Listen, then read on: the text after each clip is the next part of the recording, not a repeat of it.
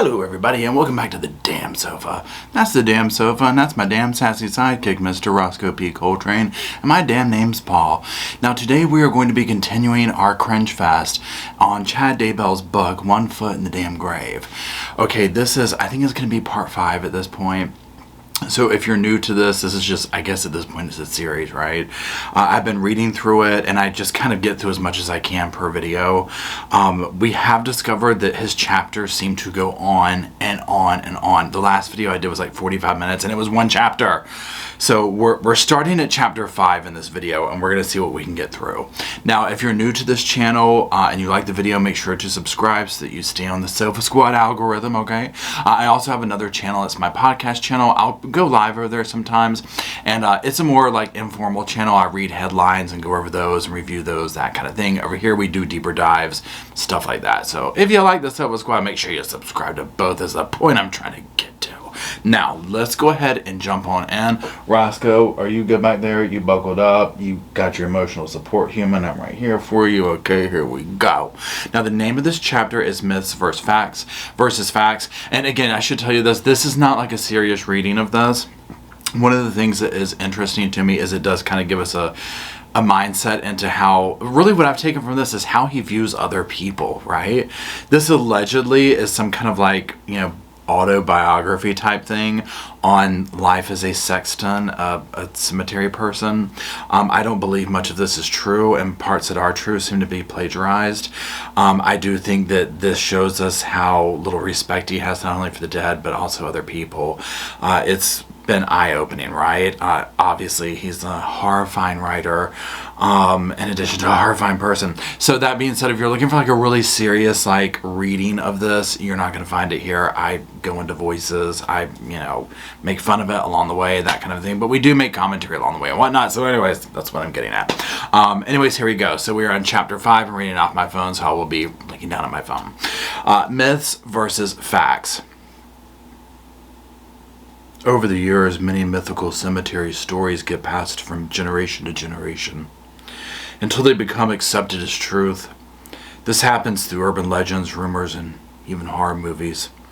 I'd like to set the record straight and on a few things of these myths, partly because I believed most of them myself before becoming a sexton. Myth: teenagers like stealing cemetery flowers. Fact: old ladies are the most common culprits. So pause. I can't even get one paragraph in. Has anybody, please let me know in the comment section, has anybody heard that there is a myth that teenagers like to steal cemetery flowers? This is the last thing I would think they would do. Having sex in the cemetery, yes, I could see them doing that. Knocking the cemetery things over, possibly. He already covered that in previous chapters. Stealing the flowers, no. Anyways, let's keep going. Teenagers get blamed for a lot of things, but stealing cemetery decorations shouldn't be one of them. With all of the worldly enticements available to them, do you really think teens are sitting around scheming about how to rob flowers from graves? Here's what really happens. An older woman will get out of her car and innocently walk around. Then she will pause at a headstone and remove an item or two from the grave. It is really hard to tell if she's a relative of the deceased or a grave robber. I vividly remember one older woman who scooped up an armful of artificial flowers from a grave and put them in the trunk of her car. She hadn't noticed me, and although I was suspicious, I didn't feel ready to confront her. A week later, she showed up again and casually strolled through another section of the cemetery. She stopped at a new grave that was well decorated with flowers, but hadn't received a headstone yet. There were headstones on each side of the new grave, but I knew this particular burial wasn't related to any of the people listed on the nearby headstones. The woman had removed a few decorations, and I quietly approached her before asking, "Can I help you with anything?" At the sound of my voice, she jumped into the air and let out a small yelp. She quickly composed herself and nervously said, "I'm just here visiting my friend's grave." Now, if you're new here to me reading this, anytime he uses an adverb, because literally he describes like everything with an adverb, if you are drinking currently, go ahead and take a sip or a shot or something like that, right? You will be blacked out by the time I get through one page, okay? It's that bad, right? Okay, so let's continue. "That's nice," I said. "What was her name again?" The woman glanced at a nearby headstone and said, Glenda Jackson, you jackass. I smiled and said, oh, really? I swear I buried Robert Hardy here. The woman knew instantly she was caught. She dropped everything and hurried to her car as fast as her 70-year-old legs would take her. I just stared at her as she drove off. I hope I cured her. I have never seen her in our cemetery again, that's for sure. A few months later, a cemetery to the north of us suffered similar thefts, so the police put a tracking device in a very attractive flower bouquet. Is this real?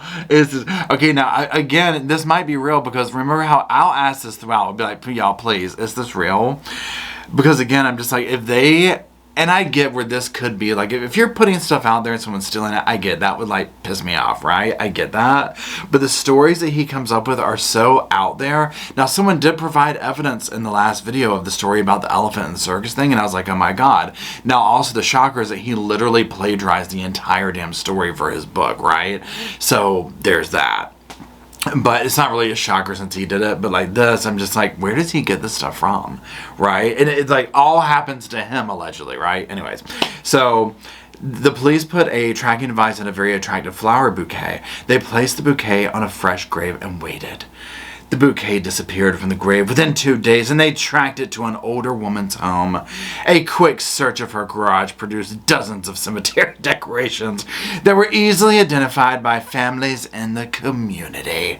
The woman had to pay a hefty fine, but the public humiliation she faced was surely much worse. I wondered if it was the same woman, but I saw her photo on the TV news, and it wasn't her. I mean, he would have brought her out for a damn public stoning. I mean, I'm just like, oh my god. Now, I will say, if any of that is true, can you imagine the humiliation of being caught with it? Now, I don't know what, I can't remember, and I'm not going to go back right now what year this was written in, and who knows where, if this is true. If the story is true, what year this is from. But, like, I could see somebody doing this in this day and age and, like, hawking them on eBay, right? Free shipping, free returns. You know what I mean? And, like, changing the name on it to like your family's name. Sadly, this is the state of the world we're in. Like, I would completely see this happening, right? But then somebody hoarding them, I can also see that too. This is sad. We're in a sad state of affairs, y'all. Okay, because sadly, I'm just like, I can see this happening.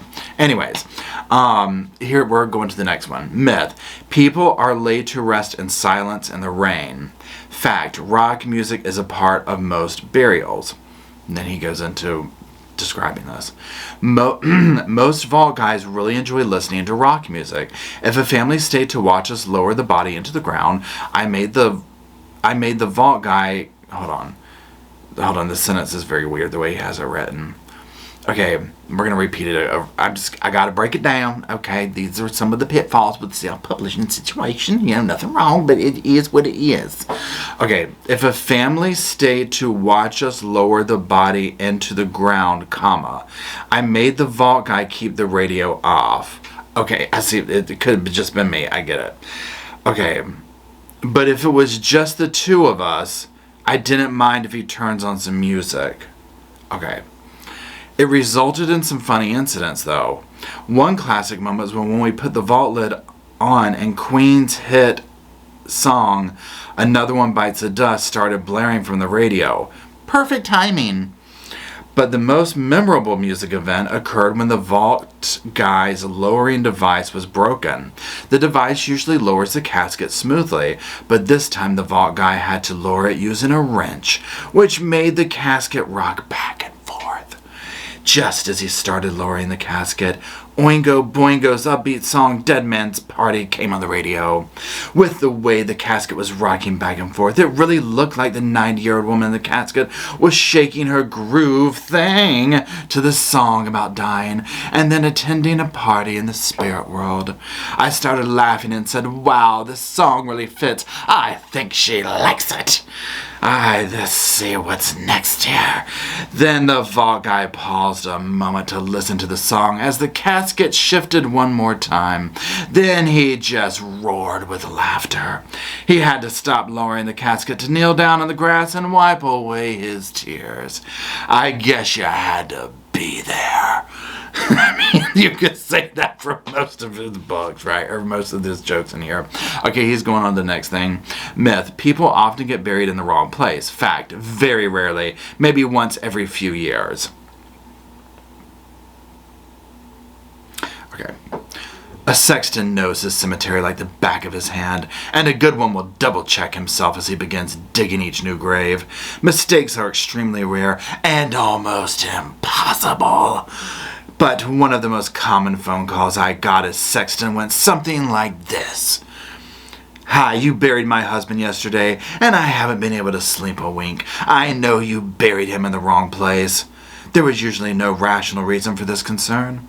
I was never able to convince people over the phone that everything was fine, so I would meet with them at the gravesite with my maps to show them everything was in order. I did my best to be cordial because I knew the family was going through a hard time. I was always happy when relief would cross their faces as they realized everything was okay. The previous sexton did make an error. Of course, the previous one, not him. The burial was one plot off. But he discovered the mistake the next day and corrected it before the family ever noticed. The next one. Notice again, Chad would never make the mistake here, right? Okay, here we go. Myth. The direction the headstone is facing shows where the body is buried. Fact. The stone is always... Pardon me, on the west side of the grave. Y'all, I gotta take a sip. It's happening. It happened. I'm sorry. I'm not laughing at the thing. I uncontrollably start yawning when I read his book. Hold on, I gotta take some more. I'm also thirsty. I'm sorry, I know that bothers some people, but I've gotta take a sip of water. I uncontrollably will start yawning, right? And I need to reel it in. It's almost like my body and mind and spirit like reject the book. You know what I'm saying? It's just like they reject it, right? Okay, so here we go. I just read the thing that we're going. So let's just read it again because I lost time. So the myth is the direction the headstone is facing shows where the body is buried. The fact is that the stone is always on the west end of the grave. The myth is related to the previous one about burials in the wrong place. Some headstones face east while others face west. The stone is usually placed facing the closest roadway so people can read the names on the headstone from their vehicle. Now, I will be very interested to see if that's true because I'm sitting here thinking the last time I was at grave, which was not that long ago. I don't think that was true, but that doesn't mean anything, right? Anyways, let's keep going. Not many people realize that, though, and some families freak out when it appears Aunt Bertha, oh my God, I can't believe you used that as a thing, should have been buried behind the headstone rather than in front of it. I see what he's saying. Here is the key. The headstone is always placed on the west end of the grave. This originates from the Christian belief that when Jesus Christ returns again, he will appear in the eastern sky and all of the dead will rise to meet him. In the United States, a person is traditionally buried with his or her head to the west. So when everyone rises out of the ground, they will be facing east to meet Christ. So the name headstone comes from placing the marker above the head of the deceased on the west end. If any of y'all know this off the top of your head, drop in the damn comments. I'm curious to know if that's true. I've actually uncovered several so-called footstones at the east end of some very old graves. These are usually the size of a brick and were used to mark the end of the grave. They have gone out of fashion partly because, it was very hard to keep the grass from growing over them. Okay, I get that. Myth. Cemeteries are deathly still. In fact, they get quite noisy at times. The heavy machinery we can use can cause quite a ruckus. I realize the noise often irritates visitors, but sometimes our work just can't wait. Such a situation brought about one of the more peculiar requests I ever received. While digging a grave, I saw a woman park her car and wander through the cemetery. She kept pausing to peer up into the trees, and I couldn't figure out what she was doing. Finally, she marched right at me and signaled for me to turn off the backhoe. She then shouted, "Can't you turn that thing off? This is supposed to be a place of solitude. My bird watching club is coming here in an hour, and you've scared off all the cock-a-doodle-and-doodle birds." I apologized, but explained that my top priority was preparing a grave rather than accommodating the birds. She huffed and said, "Maybe you should change your priorities." She stomped away, and I quickly fired the backhoe engine up again. The bird watchers didn't have much success that day. I mean, and again, I get some of the scenarios he paints and describe. I can 100% see a person doing that, right? And going and being like all up in it about bird watching and thinking like they're entitled to that, right? And acting that way over that. And I can 100% see him having the attitude of, yeah, I ruined their day. I don't think it would take him much to get pleasure out of ruining others' days. He's already shown us that, right? He gets these like weird pleasure out of, but number one, the power over others. But number two, like he gets off in these weird like aggressions towards other people. Like remember the whole little story about changing the light, which there's no way I believe that story. Remember the woman who said that she would go there and sit in the car and read from the floodlight, but he changed it. And then like her husband came to be like, will you put it back so she can read? And it didn't even make sense because there's so many other ways you could use the light, right? But it was like, and then he's like, I never moved that light. And it's like, you know, why would you get off on that, right? It's the same kind of thing right here. Although if somebody talked to me that way, I'd be like, you know what, I'm going to wait for the damn bird watching club to come over, and I'm going to fire the damn backhoe up. Make it probably damn backfire if you come at me that way. Yes, sir, yes, ma'am, that's damn right. You know, but that would be, you know, if I had good reason to or whatever. I'm just saying. Anyways, let's keep going. But first, I got to take a sip of water. Let me just kind of go off camera here for this, okay? Okay. Anyways, next one. Myth. When you buy a burial plot, you own it and can do whatever you wish with the property. Fact, you are leasing the property from the cemetery. Yeah, I mean, I would never think that, right? I would never think I owned that, right? Buying a burial plot is really just a lease. You aren't likely to get evicted from your grave. Can you imagine? But you can't build a shack on the property or plant a garden. I'm going to come back to that because I have questions. In fact, most cemeteries have strict guidelines on headstones and plantings. Some don't allow elevated headstones or bushes at all. This is mainly because of the need to get the heavy equipment in for future burials. If someone plants a large bush on a grave, it turns into a big obstacle if we have to bury someone nearby. We likely have to pull out the bush. This makes sense to me, right? Some people still push the rules, though. One lady kept planting cherry trees on her husband's grave, despite our continual explanations that it was against the cemetery rules. We would remove the trees, but she continued planting new ones and then wrote a scathing letter about us to the local paper. We just kept removing the trees, though, and after 2 years, she finally gave up. Okay, so here's my question, and this is for people who don't live in the United States. Is that different than other there? Because that's my understanding here. And I mean, I could be wrong. He could be lying. I mean, shocker. But my understanding here is like, I mean, yeah, there are rules what you can do on that. And what's making me think about that is I'm going back to, wait, that was something different. Never mind. Is that the case in other countries and whatnot in regards to cemeteries? Is that how that works? I'm just curious for anybody who might have intel on that. So anyways, let's keep going. Pardon me. So the next thing, myth. If you fall in a grave, you'll never get out. Fact, most graves are only 5 feet deep. This has got to be a shoddy attempt at humor. Please, God, help us. As I mentioned in the first chapter, we don't dig graves deeper than we have to. If you're in decent shape, you could hoist yourself out of a grave. The traditional belief is different, of course, because people want to think a grave is really deep. One of my favorite scenes from the animated TV show The Simpsons is when Homer falls into a grave and he appears up from its bottom. That grave is about 20 feet deep. It is certainly easier to draw a hole. It is certainly easier to draw a hole that deep than to dig one. That grave would have taken forever to dig. We actually climbed down into each newly dug grave to level out the bottom and square off the sides so the vault will fit. It would really bother one of the employees to climb down in there, but he finally told himself, It's just a hole, not a grave, until a body is in it. How true.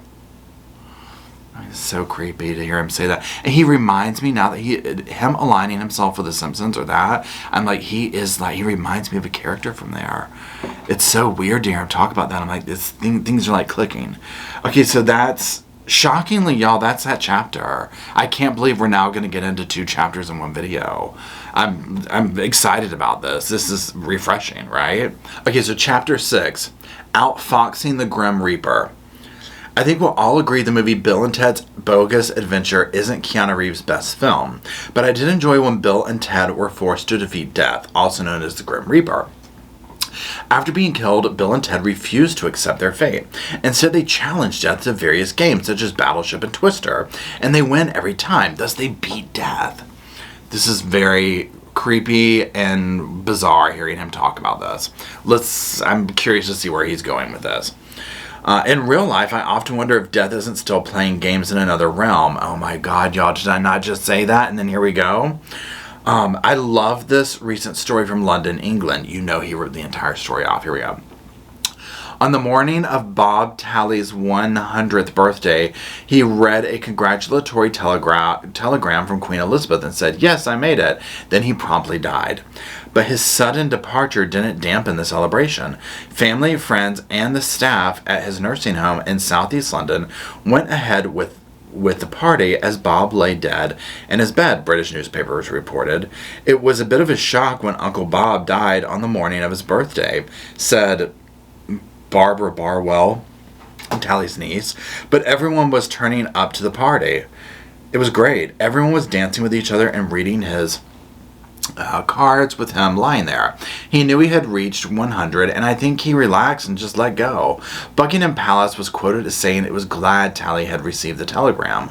Of course, it is very sad to learn that he died so shortly afterward, a palace official said. This is creepy, y'all. This chapter might, really creep us out. The next, header or whatever is called Cosmic Clockwork. Okay, here we go. Can you tell I need to be wearing my glasses? God help us. Okay, we've probably all heard the phrase that deaths come in threes. There might be some truth to that. Burials do come in strange patterns. One section of the cemetery might go 2 months without a burial, then suddenly there will be 3 in that section within a week. I wish burials were predictable, but at least the law of averages does come into play. At the end of the year, our burial total was usually within a few weeks of the previous year. For that reason, I would get antsy in several days if several days passed without a burial, because it meant a rush was coming. But over the years, I only had one guarantee: there would be a burial at the exact time as my wife's monthly hair appointment. This is creepy to be talking about, Tammy. Okay, she could schedule her hair appointment 3 weeks in advance and arrange for me to watch the kids, but it was like signing someone's death warrant. Someone might have been happy and healthy when the appointment was made, but by the time my wife arrived at the hair salon, the person would have died, with the funeral scheduled exactly when my wife needed me home.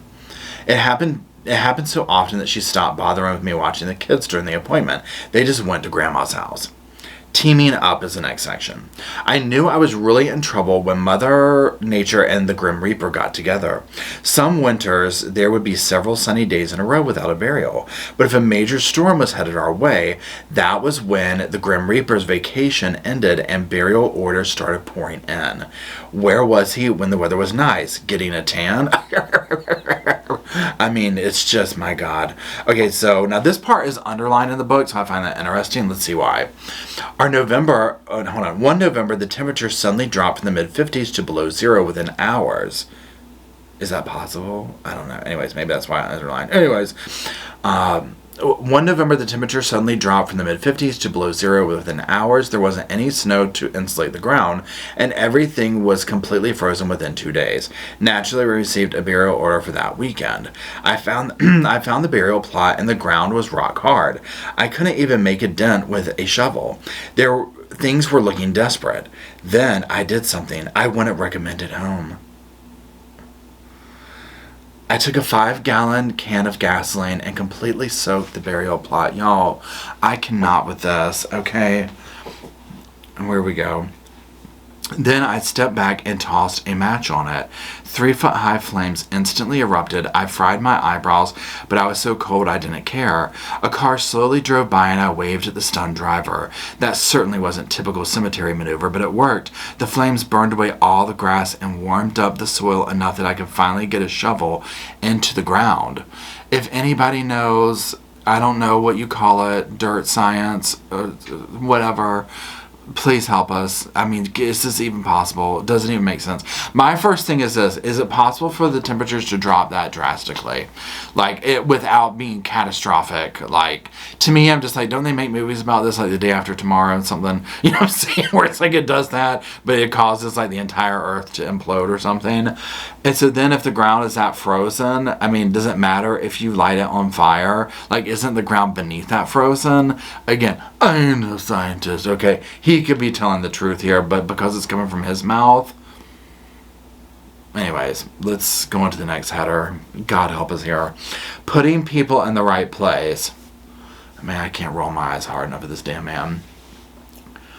People often ask how I knew where to bury people. The cemetery is actually designed very precisely, and every burial plot has its own address.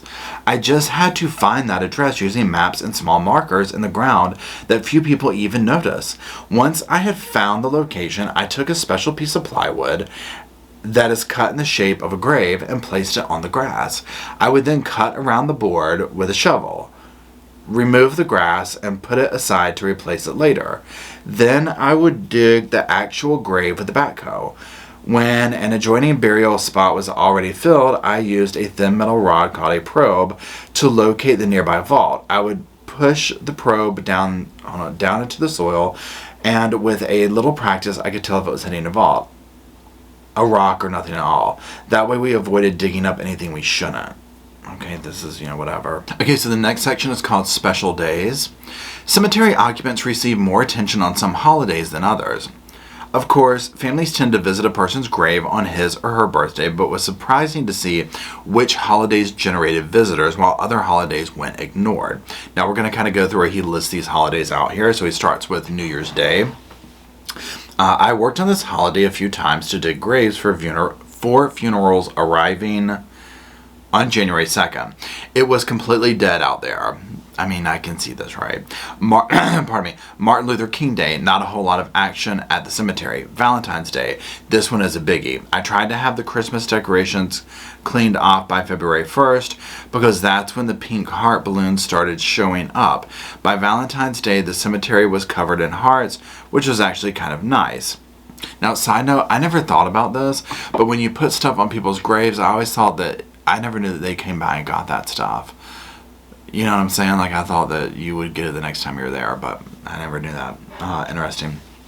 Anyways, President's Day. Not much celebrating going on, just a lot of people coming to retrieve their plastic hearts. Okay.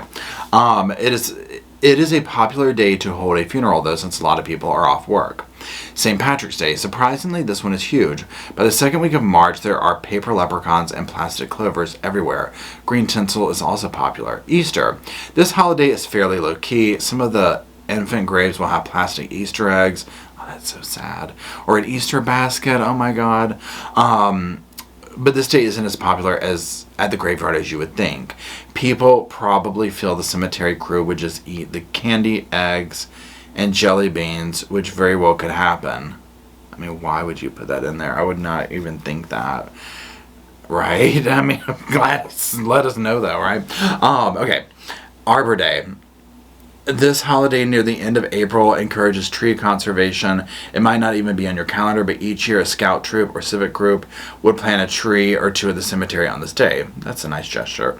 Mother's Day. This is one of the biggest days of the year at the cemetery. A single rose is a popular item to place on the grave. Of course, I didn't have to do much cleanup because the old ladies in town had stolen the flowers by the following week. I can't believe you put that in there.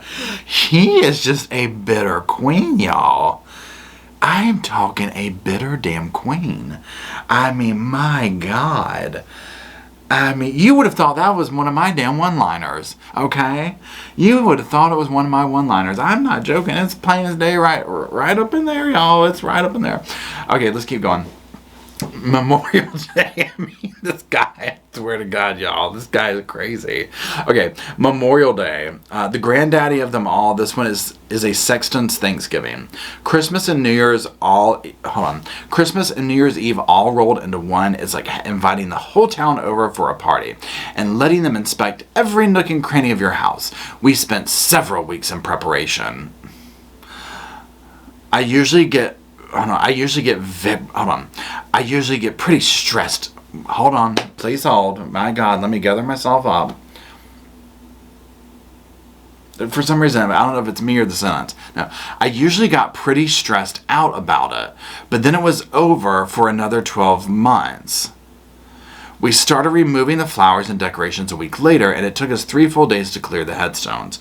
The majority of Americans visit a cemetery on this weekend, although most of them do so on the preceding Friday or Saturday so they can spend a few days at the beach rather than hanging out at a family gravesite. Who can blame them? Father's Day. This day typically has a week turnout.